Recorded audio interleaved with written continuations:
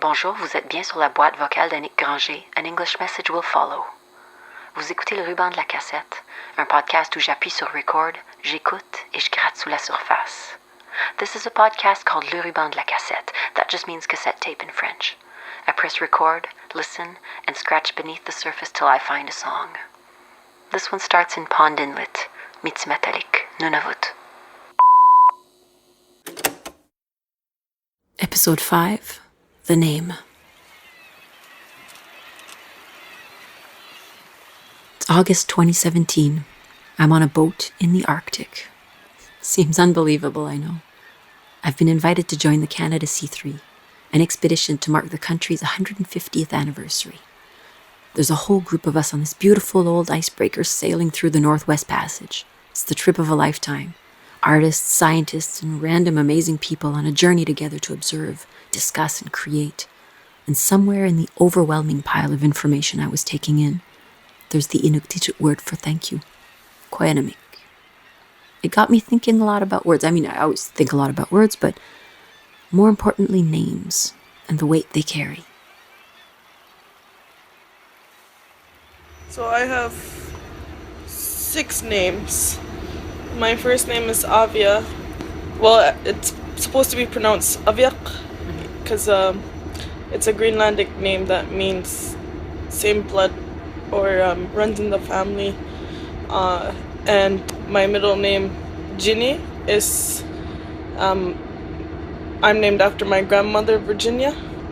My other middle name is Mary, and Mary was the elder in my mom's hometown, and a lot of her children call me Mom, and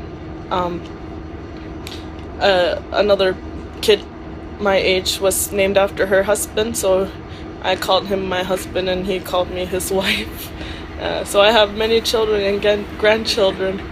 You look great for a grandma. I know. My other name is Aviaq. I was named after my aunt, who was named after another aunt, and this name has been a part of my family for generations. But yeah, in our culture, when someone's named after the same person as you, so when you have the same namesake, we call each other Saunik, which is a way to say like we have the same name and we're the same person. Saunik. Yeah. My other name is Akumarik, which was, I thought it was a man's name, but it was actually a woman that my mom became friends with when they moved to Pond Inlet. They had become very close very fast, and then she passed away.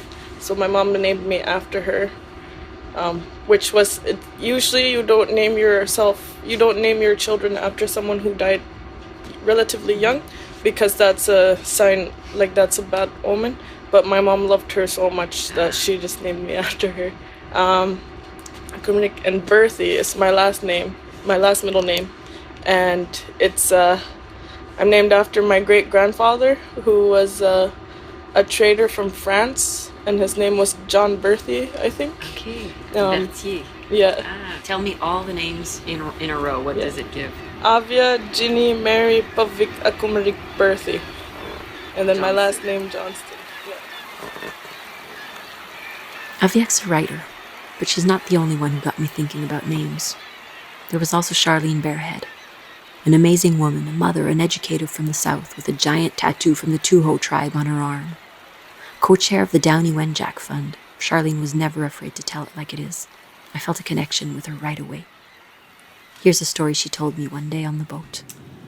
So yeah, I kind of always say, maybe it's joking, maybe not, I say I think blood's highly overrated.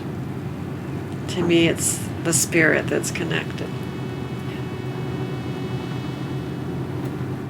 I don't have a drop of blood in any of my 7 grandchildren.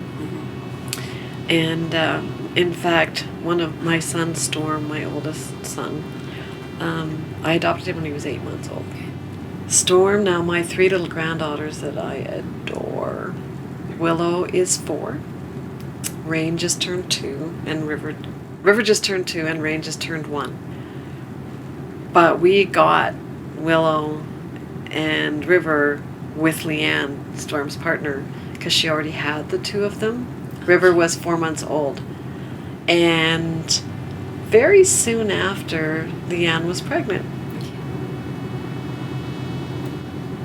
He sent me a text. Just found out baby's not mine.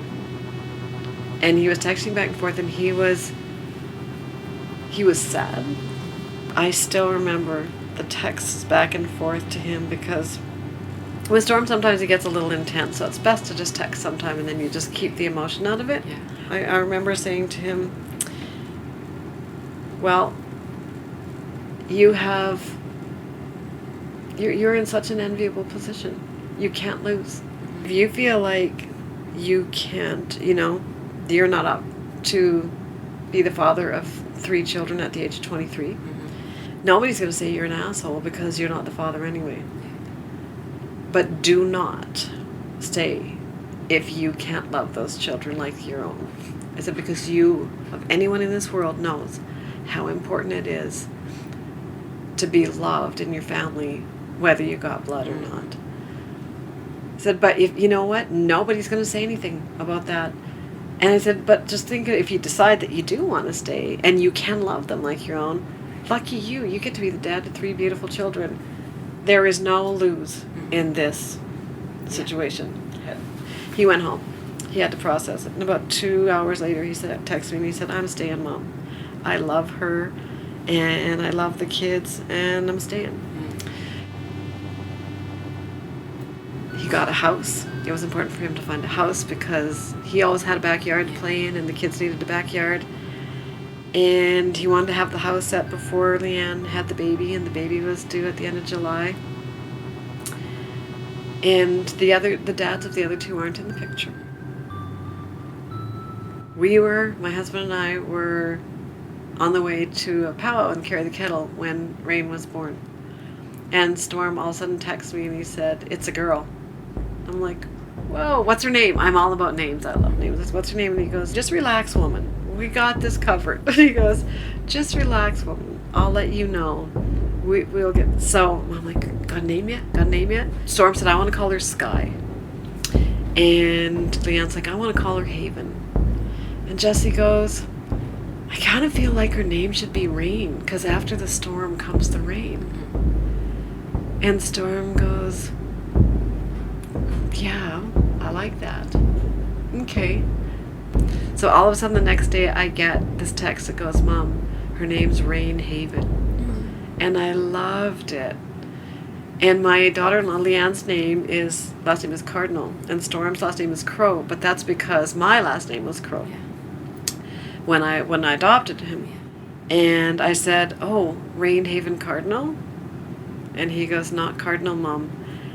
And I had this little moment I go, Rain Haven Crow? And then I was sitting beside my friend at the powwow watching my husband dance, and I saw this text and I just started to cry. Because Storm and Dakota's last name was Blue Cloud. They're born my kids, their biological father, who's passed away in a very tragic situation. Their last name was Blue Cloud. And I always said, my one regret, you learn things with age. When I adopted them, I was all about keeping them protected, and they were mine and they were safe. And I've come to learn that it doesn't matter what the paper says. It's so important for them to stay connected to where they come from. And I said I would have kept your name as Blue Cloud. So I read the text from Storm, and it said her name is Rain Haven Blue Cloud. And that's how they registered her. So she is registered that Storm is her father. And Leanne said, you know what? This is my first baby that the dad cared enough to fight with me about, in a loving way, argue with me about, no, I want this name. She said, if it's that important to him, what we name our baby, and it's not biologically his baby, yeah, he's the dad.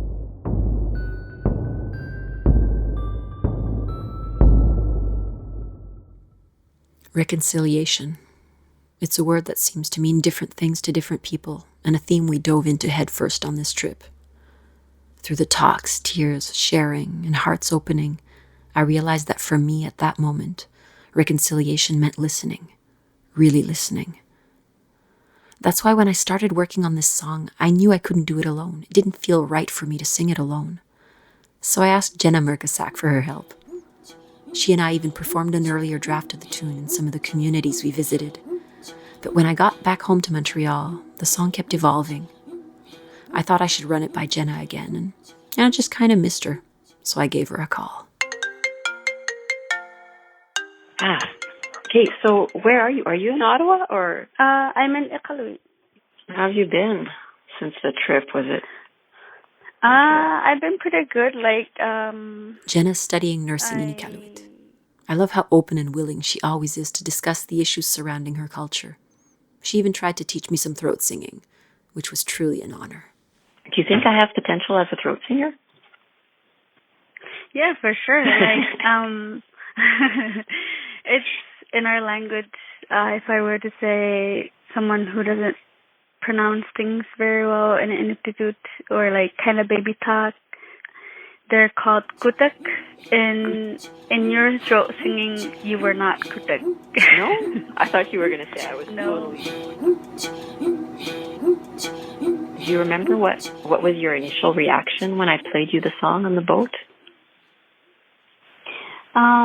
When you started with I don't know the name, and for me, who is from the north, and you as a visitor, I wanted to welcome you, and if you wanted the name, I'll give you the name. That's what I thought of, and that's when I was you know what, we could do a duet in this song. I could incorporate my point of view and my history to the song. I thought it would be so much fun.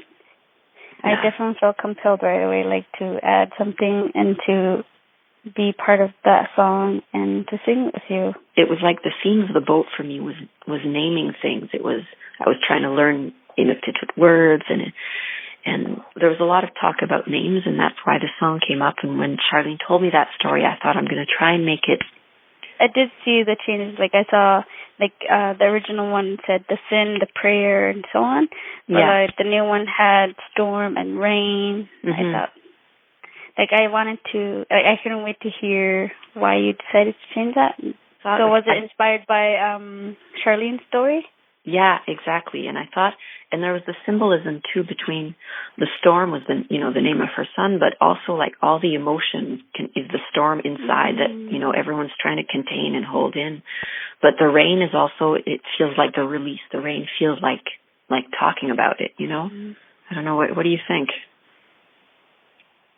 I think it's good because we do get storms, and it's definitely symbolic too. For individuals, when we're growing pains and when we're learning about history and the society, how it creates a storm inside of us. I was after leaving the boat, I was thinking, oh my God, how am I going to sing this song without Jenna? You added phrases to the song when we were singing them together, but I feel like when I sing it now, I can't sing those phrases. It just they're yours, and they don't make sense coming out of my mouth. My goal of the song was to just sort of admit my ignorance and my willingness to learn and connect. Then when you joined in, it just made it doubly special. But I can't bring you on tour. Yeah. The name of a song that we sing together. If we ever come, meet together, we could make a remake of it. For sure. Record it. But for now, I don't mind it. It's your song, you created it, and you want to share it, and it's beautiful. I was glad to have Jenna's blessing to take the song elsewhere. We kept chatting about our lives, about our experiences on the boat, and eventually came back to Charlene. It's good. I like how she tells her stories. They're very personal, and behind all the media and behind all the stuff, I liked how we'd have our little conversation about the truth and what we think about it. like the realities of it rather than sugarcoating the situation.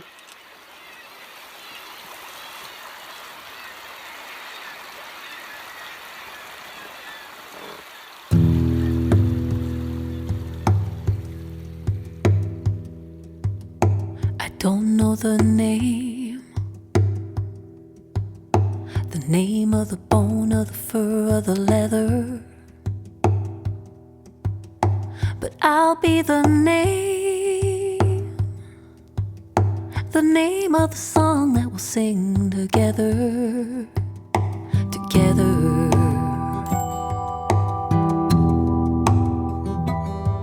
The name of the sin and the name of the prayer, the name of the call, the name of the answer.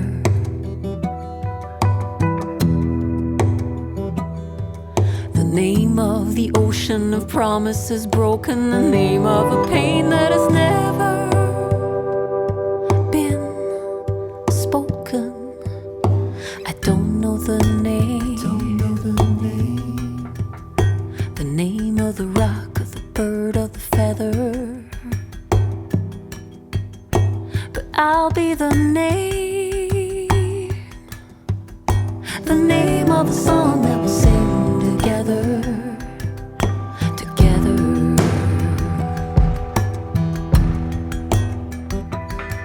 The name of the river that carries your hope. Make me a rope, make me an anchor.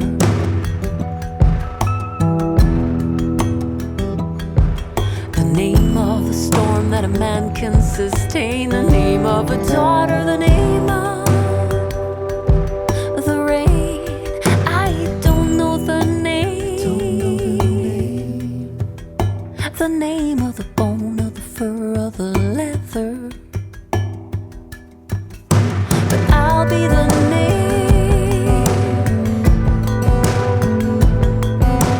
name of the song that we sing together.